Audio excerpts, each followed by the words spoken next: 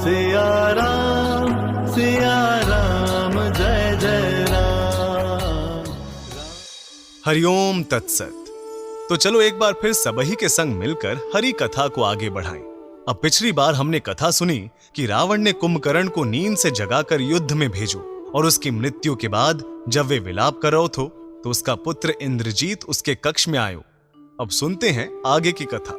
मेघनाथ ने अपने पिता से कही, पिताजी आप परेशान मत होइए, कल आप मेरा असली पराक्रम देखेंगे। मैंने अपने इष्ट देव से जो शक्ति और रथ प्राप्त किया था उसे अब तक मैंने आपको नहीं दिखाया है। अगले दिन एक बार फिर लंका के चारों दरवाजों पर वानरों की भारी सेना जमा हो गई।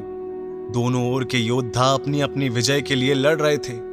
तभी मेघनाद अपने मायावी रथ पर चढ़कर आकाश में चला गया और जोर से हंसा, जिससे वानर सेना में भय फैल गया। मेघनाद ने अपने शक्तिशाली हथियारों की बारिश करनी शुरू कर दी। उसने शूल, तलवार, फरसा और बाणों का प्रचंड प्रहार शुरू करो। आसमान से बाणों की बारिश हो रही थी। उसकी माया से पूरी वानर सेना दिशाहीन हो गई। वे समझ ही नहीं पा रहे थे कि हमला कहां से हो रहे है। मेघनाद ने अपने बाणों से लक्ष्मण जी, सुग्रीव और विभीषण को घायल कर दिया। फिर वह श्री राम से लड़ने लगा और उसके छोड़े हुए बाण फुफकारते हुए नागों की तरह दिखाई देने लगे। मेघनाद ने मायावी नागपाश उन पर छोड़ दियो। श्री राम तो अंतर्यामी हैं। उन्होंने लीला के लिए खुद को नागपाश में बंधने दिया।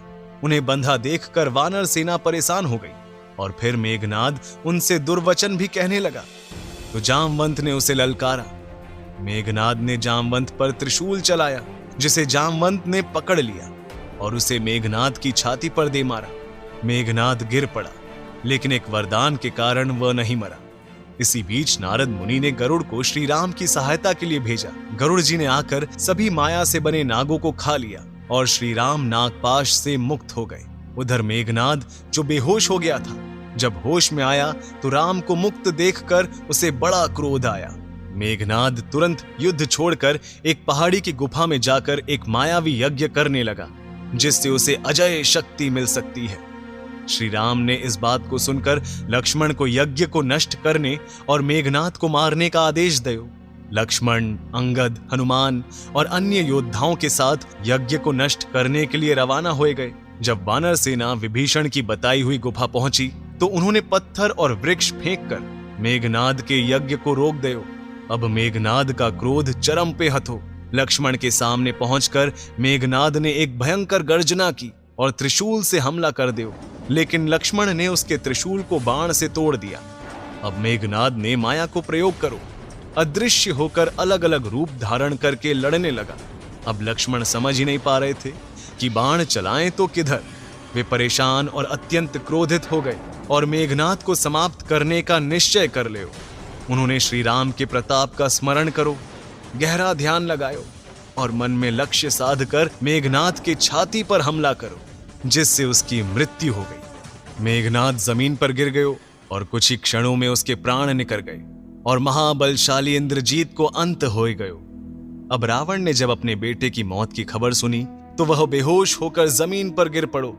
मंदोदरी, मेघनाद की मां, अपने बेटे की मृत्यु पर जोर जोर से विलाप करने लगी। लंका के सभी लोग शोक में डूब गए और रावण को दोषी ठहराने लगे। रावण को समझ आ गयो कि अब और कोई चारा नहीं बचा है, अब उसे स्वयं युद्ध में उतरना होगा। तो अब हम अगले अंक में सुनेंगे इस युद्ध को अंतिम चरण, राम और रावण के बीच भयो विकराल संग्राम। तो आना जरूर। तब तक के लिए हरिओम तत्सत। सिया राम।